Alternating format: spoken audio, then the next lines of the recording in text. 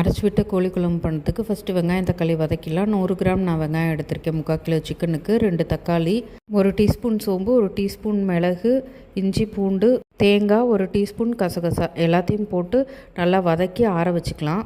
குக்கரில் எண்ணெய் ஊற்றி கடுகு போட்டு நம்ம கழுவி வச்ச சிக்கன் எடுத்து போட்டுக்கலாம். அது நல்லா ஒயிட் கலரில் ஆகிற வரைக்கும், தண்ணி பிரிஞ்சு வர வரைக்கும் வச்சதுக்கப்புறம் டீஸ்பூன் மஞ்சத்தூள், 2 டேபிள் ஸ்பூன் குழம்பு மிளகாத்தூள் போட்டு நல்லா கிளறி விடலாம். இந்த மிளகாத்தூளோட பச்சை வாசனை போகிற வரைக்கும் நல்லா வேகட்டும்.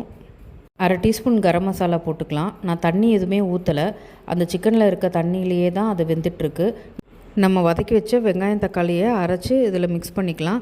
நிறைய தண்ணி ஊற்ற வேணாம். தண்ணி அளவாக ஊற்றி குக்கரில் மூடி போட்டு மூடி 3 விசில் விட்டுக்கலாம். சிக்கன் நல்லா வெந்துருச்சு. குழம்பு சூப்பராக ரெடி ஆகிடுச்சு. இது ரொம்ப சிம்பிளான ஈஸியான ரெசிபி. எல்லாமே ஒன்றா போட்டு வதக்கி அரைச்சி கூட்டி விட்டுறதான் குழம்பு. இதை பேச்சுலர்ஸ் கூட ட்ரை பண்ணலாம்.